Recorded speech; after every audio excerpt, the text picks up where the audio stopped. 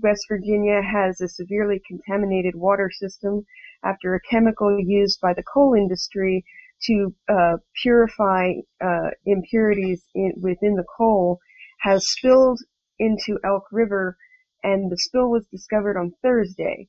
This spill has impacted 9 counties in West Virginia, and in those 9 counties, they cannot use their tap waters for anything. Governor Earl Gray Tomlin has declared a state of emergency. The president of the West Virginia American Water Company says that the water is not safe in these areas to drink, of course, but also it is not safe to shower with, to brush your teeth with, to make formula with, tea, coffee, anything. Do not use it. Do not touch it. Approximately 300,000 people have been affected and are currently without safe tap water. According to a spokeswoman from the water company, even though the spill was discovered on Thursday, there is a possibility that the leak has been going on for quite some time before it was actually discovered. Also, the chemical is leaking at ground level and could soak into the soil. The West Virginia American Water Company is currently conducting water toxicity tests every hour to keep track of the toxicity levels in the area. Reports say that this particular chemical smells of licorice and it looks like cooking oil floating on top of the water surface. Exposure can cause, quote, non-stop vomiting, throat burning, eye irritation, trouble breathing, and skin irritation or blistering. The spill was discovered Thursday morning. The warning from the company was not issued until very late in the evening. So anger and outrage has come from that, from the lack of information, from the late information, and from the severe lack of information about what to do if there is an exposure, a physical exposure. Thursday, residents flooded the store for bottled water and paper plates and other disposable kitchenware. Reports say that it was absolute chaos. The West Virginia American Water Company emphasized that once contaminated, HCHM, which is the chemical that was spilled, once it's spilled, the water cannot be treated. So this has caused schools in at least 5 counties to be closed today, and hospitals and restaurants and nursing homes and other places and facilities have been banned from using their water system, causing many of them to need to close until the entire system is flushed out and testing can continue. And they still don't know.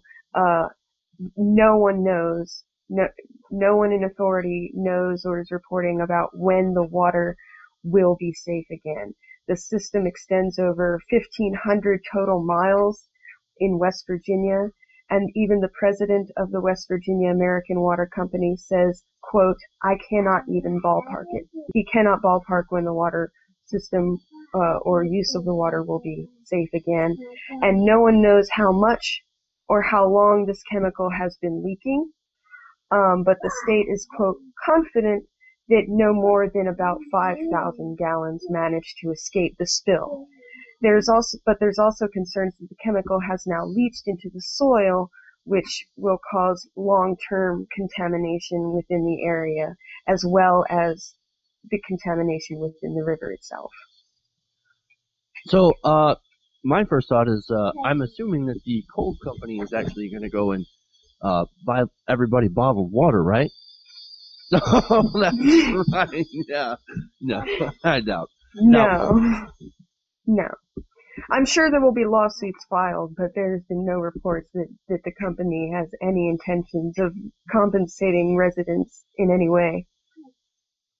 It's a huge disaster, and we really hope that, that obviously the human cost and the human toll of this is unforeseen. I mean, we're not gonna know just exactly how many people have been impacted and in what ways they're going to be impacted, but I do hope that we can get some help to those people, and then, in the form of course, water. I mean, just think of all those people's lives that have been not just inconvenienced, because it's not just an inconvenience to not have to, not be able to shower or anything. They can't shower, they can't brush their teeth, they can't drink the water, they can't cook, This is a complete disruption of their lives.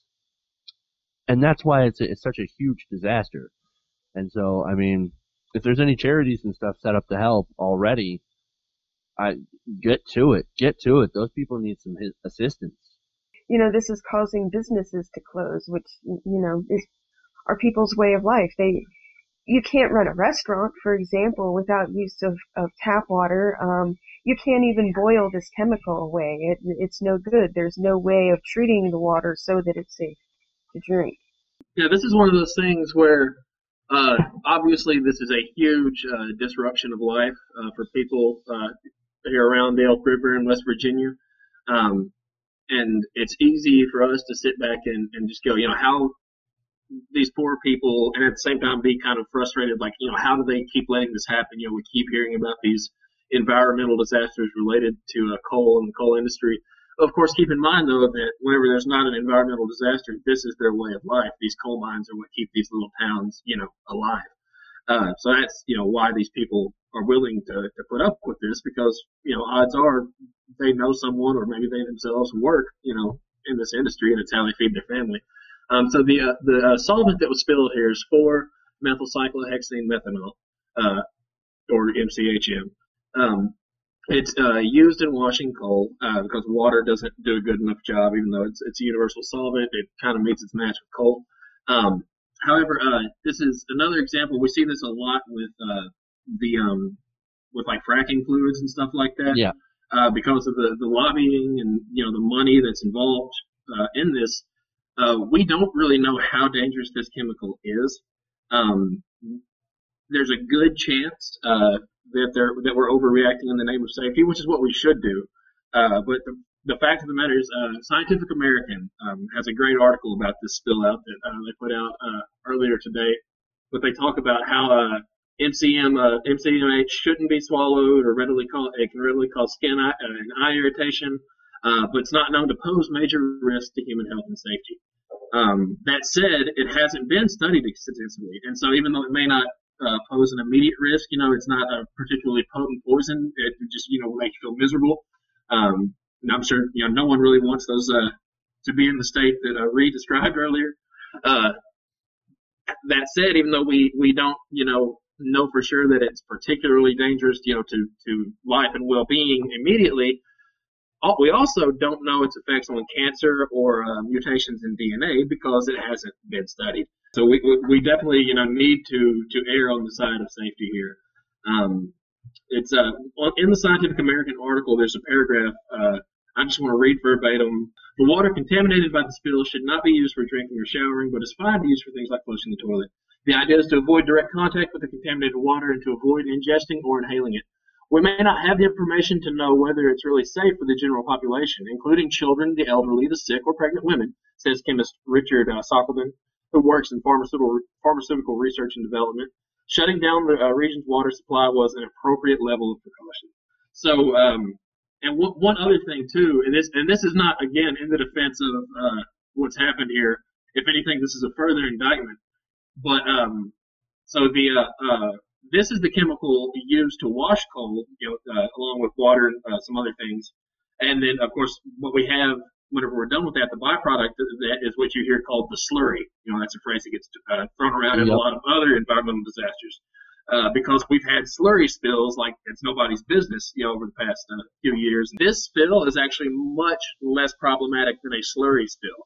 But again, to me, that's just a further indictment because it just shows the chemicals and stuff that we have to use to get energy from coal are dangerous to the environment. The byproduct of making that, the slurry, is incredibly dangerous and incredibly toxic.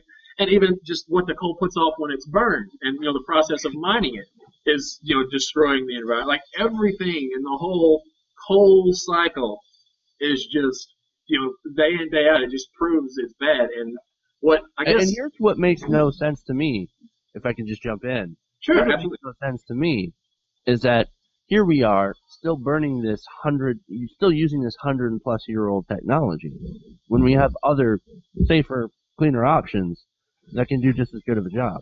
But it's not as cheap. But when you factor in the environmental damage from using these old technologies, it starts looking not so cheap anymore. Right, absolutely. And as with any new thing that comes on the market, at first it's more expensive. At first it's more of an expense, and it's touch and go. But yeah, when DVDs first came on the market, when, CD players first came on the market, everything's more expensive at first, but then, it gets less expensive. And yes, the coal industry would be hurt, of course, and the workers are always concerned about that. Here in Ohio, where I live, coal mining actually is a major source for income around here. But again, like you were saying, Jordan, if everything within the cycle of coal is destructive and dangerous, even coal mining itself, the poor coal miners, I know that they worry about their income, but they're literally dying just going to work, and they're not being paid enough for their lives. Yeah. Most of them end up with lung problems, emphysema, if they even survive. There are still accidents that claim people's limbs and lives in the coal mines. It's still dangerous work, and horribly destructive to one's health. Now, here's a false argument that's going on too, that if you start reducing the use of coal and phasing it out, that you're going to lose all the jobs. That's sort of a false equivalence. When you create and invest new technology, that also creates jobs. Well, and that's something I want to get to.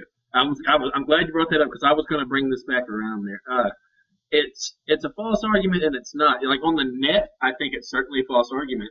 But what corporations, and particularly people who stand to benefit from this, have shown is that whenever the writing's on the wall that they're either going to have to change their ways or cut and run, they're going to take the money and cut and run. And so those particular coal miners who are banged up and beat up and uneducated from their whole life of, working in coal mines and don't have a whole lot of options, to pursue different careers, are stuck. Now, somebody somewhere else may get it. But what I want to say, though, is, like, the idea that, regulating this and making the coal industry tough is an anti-capitalist stance, to me, seems foolish. And maybe this will betray how much I don't know about business. But from where I stand, somebody built those coal companies from the ground up. Like, they started from nothing and built them and became immensely wealthy. So now they already have all that money to invest in redefining what they do.